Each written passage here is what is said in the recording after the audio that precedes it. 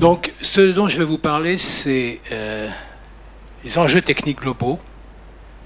Vous imaginez bien qu'en un quart d'heure ou 20 minutes sur le sujet aussi vaste que l'IA et le big data, on ne peut pas dire grand-chose en profondeur, mais on peut dire un certain nombre de choses qui sont assez surprenantes et qui sont justement non traditionnellement écrites dans les articles de vulgarisation.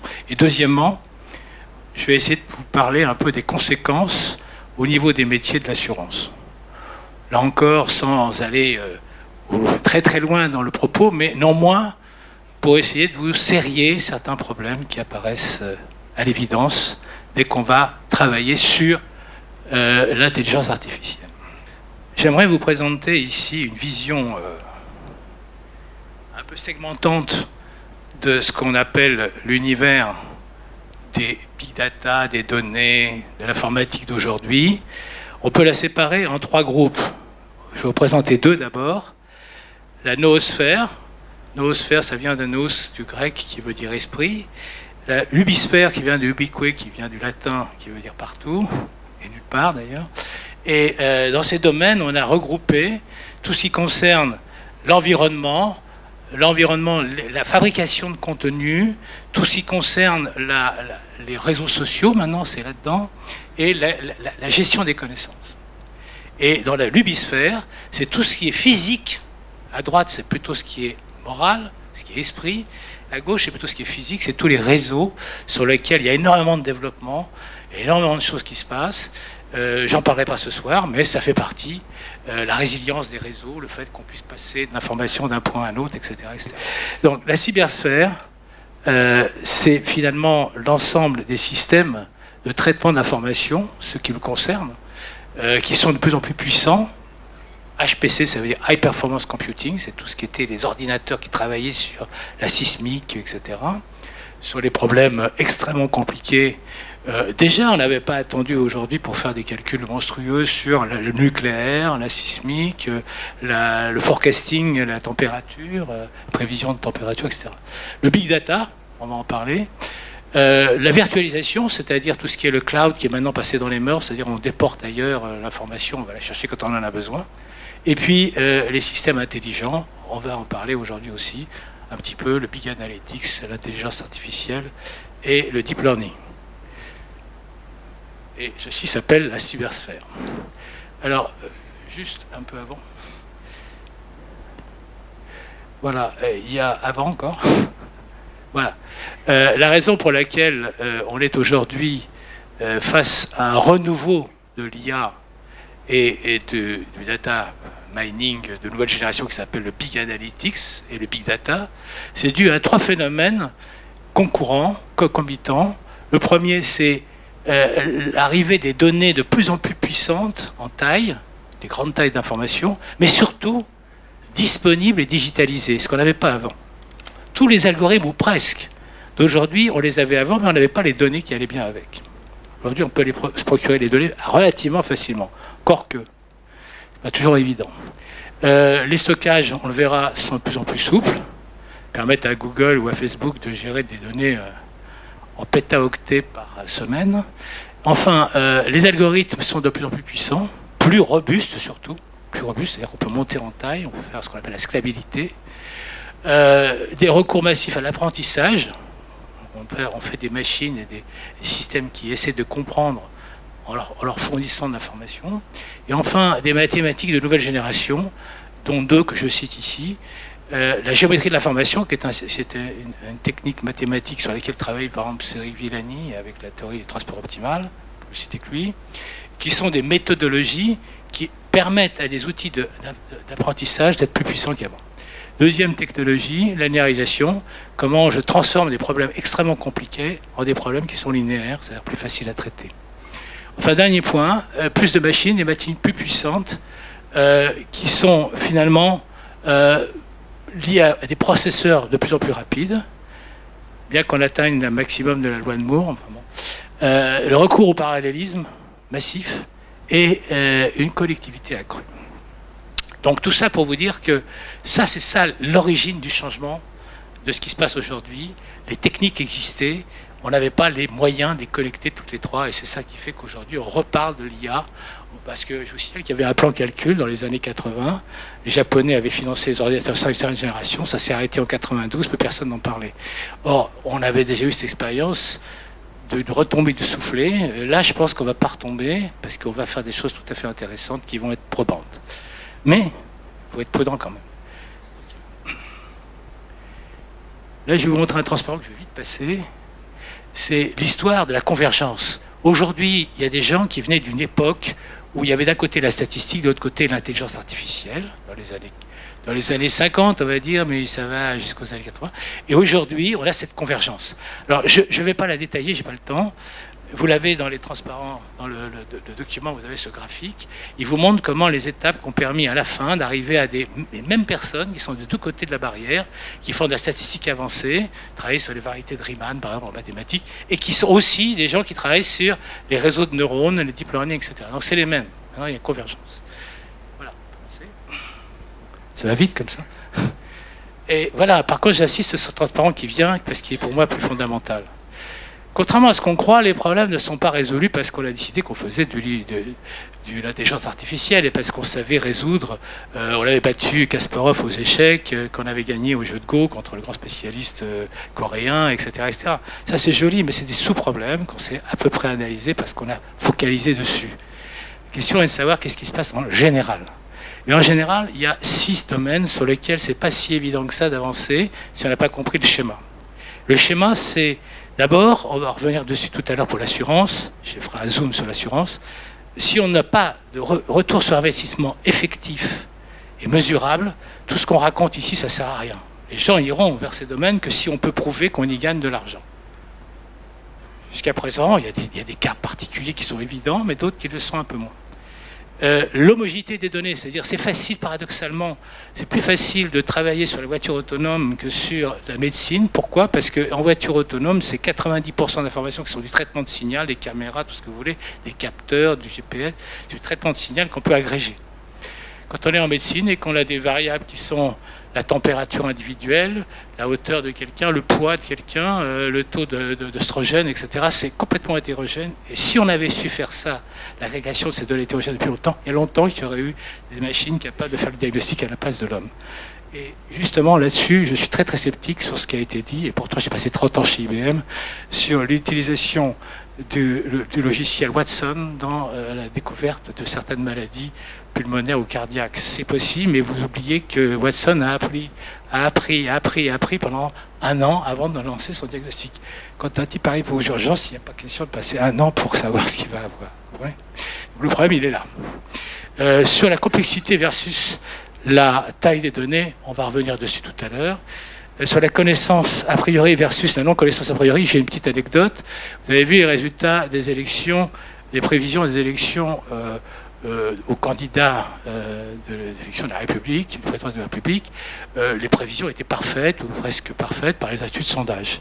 Quand il s'agit de savoir comment on prévoyait les résultats aux primaires, de chacun des partis, la gauche ou la droite, les résultats ont été catastrophiques, il y a eu des prévisions à 20% d'écart. Et tous par les mêmes instituts de sondage qui se sont trompés de 2% sur les résultats du vote. Pourquoi? Parce que la population qui allait voter, ils ne la connaissait pas. Quand on ne connaît pas la population, qu'on analyse, on ne prévoit pas. On ne sait pas faire. Donc tout ça pour vous dire que ce n'est pas si évident que ça. Il faut savoir de quoi on parle quand on travaille sur un problème. Enfin, dernier problème, le stockage des données. Regardez ici, je signale 2 points. NoSQL, SQL, je reviens tout de suite. Alors, data-driven versus hypothèse-driven. Là encore, c'est un problème extrêmement compliqué. Je vais juste vous montrer un schéma. Vous n'allez pas regarder ce qu'il y a dessus, vous allez juste regarder les 2 flèches qui sont derrière. Allez-y. Pour gagner du temps. Le schéma ici, ça représente, c'est un travail qui a été fait par les équipes de recherche de Thales, quand j'y étais, avec les équipes. On a essayé d'analyser tous les outils et les méthodes qui existaient dans le domaine de l'IA, du big data, et elles ne sont pas toutes là, il y en a une grande partie, mais pas toutes. Et on a remarqué un phénomène très simple, qui est qu'on peut les séparer en 4 cadrans.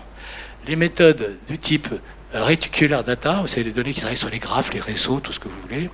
Les données qui travaillent sur le learning, c'est l'apprentissage justement.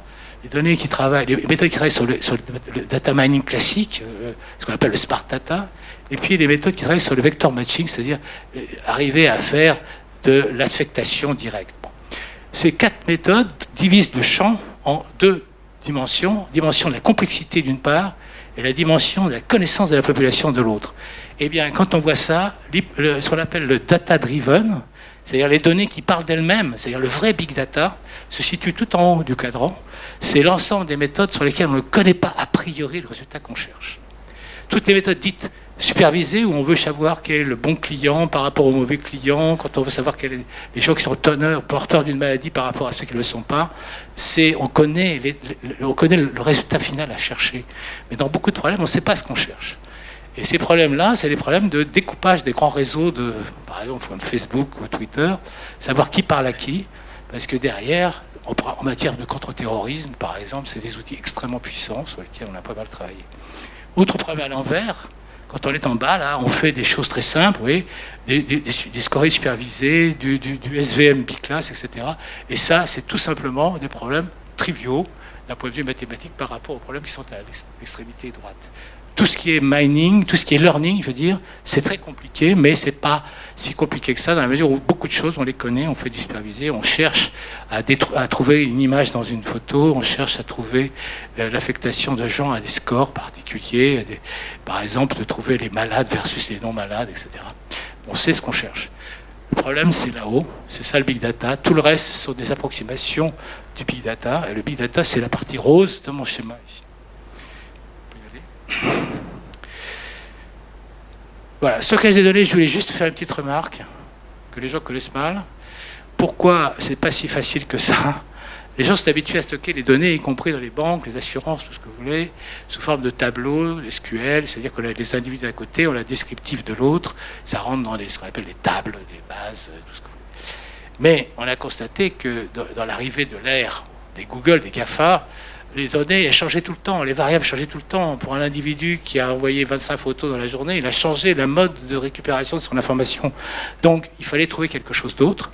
D'où la notion de NoSQL. C'est une méthode qui n'est pas basée sur la forme de tableau, mais sur les formes de chaînes qui s'agressent les unes à les autres. Et un fichier comme Cassandra de Amazon ou la base de données de Facebook, Hashtable de Google, c'est des tables de données qui sont répartis sur le monde entier, sur lesquels ils vont chercher l'information que les gens ont besoin. D'ailleurs, à ce propos, il y a 3 problèmes il y a un théorème qui est sous-jacent, qui s'appelle le théorème de Brouwer, qui dit qu'on ne peut pas avoir à la fois la consistance des données, la disponibilité des données et le partitionnement de ces données. Quand je m'appelle Google, je ne peux pas à la fois garantir, c'est un théorème qui montre que ce n'est pas possible d'avoir les 3. Alors qu'est-ce que j'ai choisi, moi, Google? J'ai choisi la disponibilité des données. Si vous faites un appel à Google, il va vous renvoyer quelque chose. Et le partitionnement, c'est-à-dire j'ai des fermes de données à Dallas, pas à Dallas, mais à Dulles, dans le Washington, j'en ai à Helsinki, j'en ai un peu partout.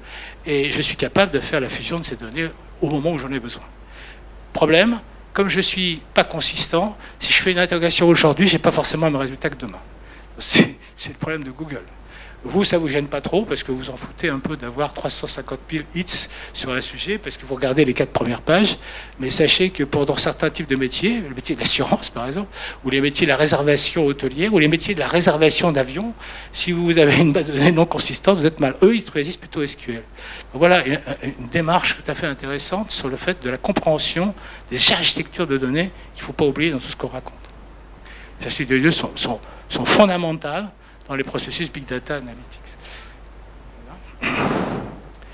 Alors, dernier transparent méthodologique, avant de rentrer dans le détail pour l'assurance, j'essaie de tenir le... Il y a un problème qui est confusion. Les gens confondent la taille des problèmes avec la complexité des problèmes. C'est pas parce que j'ai des milliards de données que c'est difficile. Quand je fais du trading international entre différentes banques et j'envoie des faisceaux d'informations à mes correspondants en face, je passe des téra et des téraoctets par seconde de données. Mais l'opération qui consiste à la récupérer, c'est juste des additions, des soustractions et des ratios, c'est trivial. Par contre, quand je fais la recherche du nombre de partitions, comment je fais des segmentations de 10 000 objets, le nombre de solutions potentielles de ce problème, si je voulais l'analyser bêtement, comme ça, en faisant toute l'énumération de tous les cas possibles, c'est pas gros, 10 000 objets, c'est que dalle. 10 000 objets traités par ce processus, ça génère 10 à la puissance 29 300 solutions. Point. Donc on ne sait pas le traiter. Donc qu'est-ce qu'on fait? On fait de l'approximation. Et beaucoup de problèmes qu'on traite aujourd'hui en IA ou ailleurs, c'est de l'approximation de la réalité, quand on en a besoin. Le problème s'appelle le problème de Bell. C'est la recherche de segmentation, toutes les segmentations possibles et imaginables. Voilà, on passe au slide d'après. Voilà. Où est la frontière? C'est une bonne question. Ben, la frontière, il n'y en a plus maintenant. Allez-y. Voilà. Il n'y en a plus. Maintenant, les gens qui font l'IA, je vous l'ai dit tout à l'heure, c'est à peu près les mêmes qui font du data analytics. Le data analytics, c'est en fait le nouveau nom de gens qui font de la statistique avancée. Les actuaires font de la statistique avancée, ils font de la régression, la prédiction, tout ce que vous voulez. Les gens qui font de la décomposition de problèmes, ils travaillent sur les k-means, sur les clustering, etc. Et puis les gens qui font des réseaux de neurones, ils travaillent sur des variantes de réseaux de neurones, les réseaux de neurones profonds, les réseaux de neurones récurrents, les réseaux de neurones forward, etc. Tout ça, c'est des variantes. Et ils ont comme principe de travailler sur des choses qui, à la fin, voilà, encore, il y a deux problèmes. Il y a deux drawbacks. Le premier, c'est j'ai un effet boîte noire qui est abominablement dangereux dans certains domaines, en particulier dans le domaine militaire. Si je ne sais pas pourquoi je tire et que je tire, eh ben, je vais avoir des problèmes. Donc l'effet boîte noire, c'est très lié à l'utilisation de systèmes d'apprentissage. On a des règles, on a des schémas d'activation, des fonctions d'activation qui nous cachent un peu la vérité, qui sortent un résultat, ça c'est formidable, mais je ne sais pas comment je l'ai obtenu. Bon, vous voyez bien qu'il y a des industries, on ne va pas pouvoir le faire. Autre problème, en statistique, c'est l'inverse. On sait bien interpréter les données, mais on est obligé, pour faire marcher certaines méthodes, de faire des hypothèses a priori extrêmement difficiles, extrêmement complexes. On suppose que les lois sont connues, on suppose le nombre de classes. En clustering, par exemple, on appuie sur... on est obligé de fixer d'avance le nombre de classes dans certains types de problèmes. Alors, quand on ne sait pas de quoi on parle, quand on est sur un réseau comme Twitter, vous allez fixer le nombre de classes de Twitter, vous ne savez pas. Donc on ne sait pas comment la population s'est structurée. Et quand on fait l'analyse sans fixer le nombre de classes, on s'aperçoit qu'on n'est pas loin de 3 à 4 millions de classes. Il y a des gens qui s'agrègent les uns par rapport aux autres parce qu'ils partagent, ils échangent entre eux, etc. Donc tout ça pour vous dire que sur un réseau comme Facebook, on ne l'a pas fait. On a attaqué des réseaux à 375 000 sommets. Je crois que j'ai une des arts qui doit être là dans la salle qui a fait ce travail avec le Paris 6. C'est déjà pas mal. 350 millions de sommets. Avec quelques milliards de liens, voilà, du big data pour savoir qui parle à qui, et que ça peut être intéressant dans certains types de problèmes, de savoir qui parle à qui.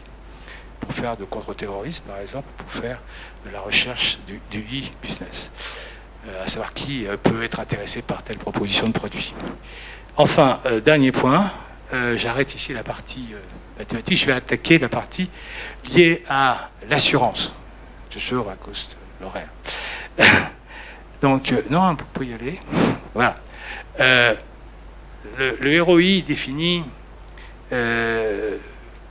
versus l'optimisation pas à pas ou incrémentale. Beaucoup de gens pratiquent quand on connaît le ROI, c'est quand c'est le retour au investissement, on fait de la rentabilité d'un projet, on y va franco, on n'a pas de problème. La plupart des gens, comme ils ne savent pas mesurer le ROI, ils travaillent en méthode incrémentale ou pas à pas. C'est-à-dire qu'on dit, on va faire ça, on va essayer ça, ils le font sur des petites fonctions, des applis qu'on rajoute, etc. Bilan, c'est qu'à la fin, on a tellement de petites applis qui ont été développées par des gens tellement différents qu'on ne sait plus comment ça marche les unes par rapport aux autres. C'est un des gros problèmes, un gros travers dans beaucoup d'industries, de laisser les développeurs se faire petit morceau par petit morceau plutôt que de prendre le problème à bras-le-corps. Et justement, on va voir tout de suite dans le cas de l'assurance quel sera l'impact de ce genre d'approche. Le ROI défini, on l'a dans certains cas, on ne l'a pas tout le temps. Maintenant, il faut faire très attention parce que vous avez des ennemis, enfin les gens de l'assurance, vous avez des ennemis qui approchent et il faut savoir comment pallier les inconvénients qui sont derrière. Alors, voilà, on y va, sur l'assurance. Voilà, donc l'impact de l'IA et le big data dans l'assurance, après confrontation avec certains experts, en particulier ceux qui passeront le 6 novembre au colloque sur la cybersécurité et l'assurance, savoir comment évaluer le risque de la cyber dans l'entreprise, c'est un vrai sujet sur lequel on a planché pas mal. Je retiens un certain nombre de points segmentants pour le milieu de l'assurance. Dans le métier de l'assurance, l'impact est différent suivant les métiers. L'impact de ces technologies est différent suivant les métiers. Il y a des métiers qui seront très demandeurs et et des métiers qui ne le seront pas tellement, qui auront un peu de reluctance, comme disent les Américains, à adopter tel ou tel principe. Si je regarde les métiers, vous avez le métier d'actuaire et concepteur de produits. Les actuaires, c'est une force d'un certain côté pour l'assurance. Je vais vous dire pourquoi. Parce que l'actuariat, vous êtes la seule industrie pour laquelle la notion de corrélation n'a pas de sens. Vous travaillez sur la notion de dépendance. La notion de corrélation ne marche que dans d'autres industries, mais pas dans l'assurance.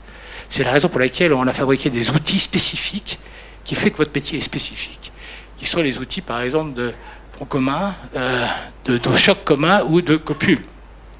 On a développé, nous, des copules chez Thales, et pourtant ce n'est pas notre métier, pour la prévision d'invasion dans les systèmes ou la prévision d'anomalies. Et ça marche vraiment génialement bien. Donc pourquoi? Parce qu'on travaille plus sur la notion de corrélation, on travaille sur la notion de dépendance. Beaucoup de gens parlent de corrélation. Non, la corrélation, c'est la liaison linéaire entre des variables. La dépendance, c'est les liaisons non linéaires. Donc si vous avez un métier qui a de la chance, parce que c'est un métier qui ne peut pas se copier facilement, il faut avoir un backup très fort en maths pour pouvoir y arriver. Et il y a un deuxième problème qui se greffe sur celui-là, qui est la notion de personnalisation versus mutualisation. Et ça impacte les modèles qui sont les modèles de SCR et de MCR, qui sont les mesures clés de Solvency 2, qui permettent de mesurer la capacité ou l'habilité qu'a une compagnie d'assurance de prévoir les risques globaux. Donc ça, c'est intéressant parce qu'on va revenir sur la notion de personnalisation versus mutualisation, parce que personnalisation, c'est ce que apporte le big data et l'IA. Mutualisation, c'est le métier de base de l'assurance. Donc on va voir que c'est antagoniste tout ça et que ça va poser quelques petits problèmes. Le back-office, voilà, c'est plus traditionnel, c'est la création de contrats automatisés, on y arrive. Le calcul automatique de cotisation, tout ça, ça se fait déjà. Le remboursement des sinistres, etc. Donc, ce que je voulais vous dire là-dessus, c'est que là, c'est plus classique. Le back-office de la banque a aussi les mêmes outils. Il n'y a pas tellement de différence entre les métiers.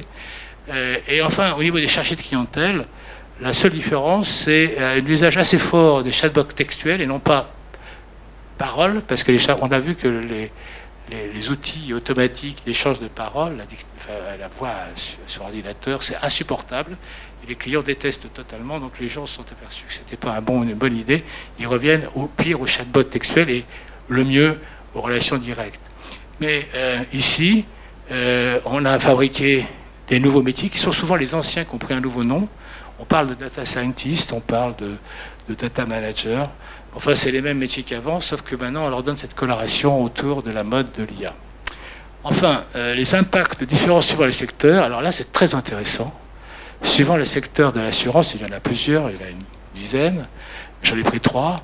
Le secteur automobile. Le secteur automobile va être impacté terriblement par la voiture autonome. Pourquoi? Parce que d'abord, il y aura des capteurs partout. On saura mesurer, avant même la voiture autonome, d'ailleurs, le comportement du conducteur à distance.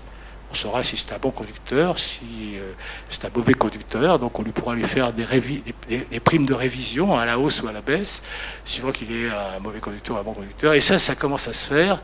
L'expérimentation existe déjà. Et on sent que la personnalisation est à son comble, là, si on veut vraiment y aller. Sur la partie IARD, le rôle accru de la domotique, c'est-à-dire des capteurs IoT, Internet of Things, qu'on mettra partout, fait que la communication existera aussi vers l'extérieur. Il sera assez facile de capter l'information à l'intérieur d'une maison et de voir si les volets ont été fermés lors d'un vol, par exemple, ou si on avait bien prévu le contrôle de la distance et le respect des protections du sinistre. Enfin, dans le secteur santé, encore une fois, grâce aux objets collectés, aux applis de santé, l'assurance pourra proposer des produits de type couche santé qui seront acceptés par les clients. Il y a déjà des choses qui se font dans ce sens aux États-Unis. Et on voit très bien que l'assurance pourrait avoir des nouveaux services à proposer, appuyés sur le risque, la protection du risque, mais aussi sur l'évolution du service qu'on peut faire derrière. Voilà, ça c'est donc des alertes santé, par exemple, dire à quelqu'un, vous, compte tenu de votre profil, j'ai été obligé de l'avoir, je l'ai en stock, mais je peux vous aider néanmoins, vous dépassez vos possibilités, vous allez trop loin, etc. etc. Ou alors où les capteurs me disent que vous avez un taux de ceci qui est trop fort. Ben non, ça se discute, il y a la déontologie derrière, plein de choses derrière, mais on voit ce qu'on peut faire. Et dernier transparent, c'est là que les choses se compliquent, c'est le vrai problème, c'est celui-là, il y a deux grands dilemmes, je l'ai dit tout à l'heure. Le premier dilemme, c'est l'opposition, le paradoxe, entre la mutualisation, métier de base de l'assurance, on veut que les bons payent pour les mauvais et que l'équilibre soit complètement obtenu à la fin, sinon c'est la compagnie qui va plonger. Donc pour éviter ça, le principe de mutualisation a toujours été dans les gènes, dans l'ARN et l'ADN de l'assurance, mais n'empêche qu'il y a un courant qui vient de l'IA justement, qui vient des Google et des Criteo, et des gens qui font du profiling, qui dit grosso modo qu'on peut analyser le comportement du client, et puis le client lui-même, il sait analyser les comportements des assureurs, donc il sait beaucoup de choses avec les comparateurs d'assurance. Donc les deux réunis font que la personnalisation est une solution à ce problème, mais que la personnalisation s'oppose à la mutualisation. Donc comment faire? Eh bien, la chance qu'on a, c'est que on résout, si on fait un peu l'un et un peu l'autre, je trouvais le bon compromis entre les deux, on résout le deuxième problème clé de l'assurance, qui est l'asymétrie de l'information. L'asymétrie de l'information, justement, en plein dedans, puisqu'on parle big data, c'est le fait que, suivant qu'on est avant la signature d'un contrat ou après la signature d'un contrat, on est avec un déséquilibre. Certains connaissent plus d'informations que l'autre. Les deux parties, il y en a un qui connaît plus d'informations que l'autre. Et si vous connaissez plus d'informations que l'autre, vous avez tendance à trouver que le prix moyen est trop cher pour vous si vous avez des petits risques à assurer. Et si vous avez des gros risques à assurer, ben, au contraire, vous êtes content, vous vous dites moi, le prix moyen me va bien. Donc, qu'est-ce qui se passe dans ce processus qu'on appelle, d'ailleurs, il y a deux processus. Il y a le processus qui s'appelle l'aléa moral, c'est en posteriori, et l'antisélection a priori. Et dans ce processus-là, le bilan global nous fait dire que l'antisélection induite par la symétrie de l'information montre que les perdants sont les bons clients et les bons produits face aux mauvais clients et aux mauvais produits. Donc on a quelque chose à faire. Sinon, la dérive va s'accélérer par la personnalisation, justement. Et l'autre problème, c'est l'aléa moral, c'est l'inverse. C'est le client, une fois qu'il a signé un contrat avec vous, il n'a plus les mêmes risques. C'est-à-dire, en fait, il n'est pas garanti de maintenir la situation dans laquelle vous avez signé le contrat au départ. C'est-à-dire qu'il va modifier son attitude, il va être plus laxiste, par exemple, et vous avez un bien qui, petit à petit, que vous assurez et qui risque d'être déliquescent dans quelques temps, alors que vous croyez qu'il est impeccable par rapport au contrat que vous avez signé. Donc, ces deux problèmes, l'aléa moral d'un côté et le risque numéro 1 qui s'appelle l'antisélection, conduisent l'intérêt du big data, mais attention, pas n'importe quel intérêt, il faut maintenir un intérêt sur le big data et l'IA à condition de respecter quelque part l'équilibre global. C'est évident que si vous faites des classes trop petites de clients, vous allez avoir difficulté à optimiser la répartition des deux. Et dernier point, le principe de l'antisélection est un principe sur lequel Google peut s'insérer. Pourquoi? Parce qu'il est capable, lui, d'aller chercher, connaissant les clients, par les clics, par les comparaisons qu'ils font sur Internet, parce que, contrairement à ce qu'on croit, c'est pas parce que quelqu'un va faire sur un comparateur d'assurance qu'il n'est pas connecté à Google par derrière, parce qu'il se renvoie la balle, tous ces systèmes de réponse à questions. Et la question, elle est que si Google voulait vraiment attaquer les profils des clients, lui, il irait choisir les bons et pas les mauvais. Donc vous seriez très embêté. Je ne suis pas le seul à le dire.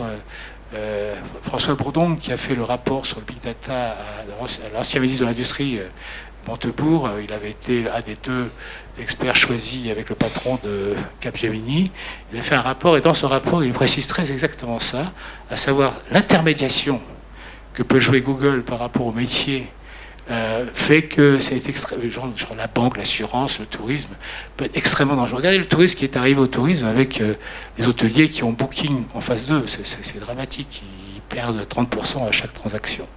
Donc on peut imaginer des choses comme ça, sauf que vous avez la chance, l'assurance, c'est pas moi qui le dis non plus, c'est un des grands patrons de Google, qui dit nous, le métier de l'assurance, on n'a pas envie de transformer nos experts en actuaires, donc travailler sur la dépendance, ça nous intéresse moyennement bien. Donc, ce n'est pas le métier de Google. Sauf que, ils le disent, peut-être qu'ils le feront, mais en tout cas, ce n'est pas fondamentalement les premiers choix qu'ils vont faire. Donc ça vous protège, paradoxalement, la difficulté de votre métier vous protège un peu par rapport à Google ou à Facebook. Parce que Facebook va aussi attaquer ce marché. Bon, merci beaucoup, parce que c'était un exploit de parler de quelque chose d'aussi compliqué, aussi clairement, aussi rapidement.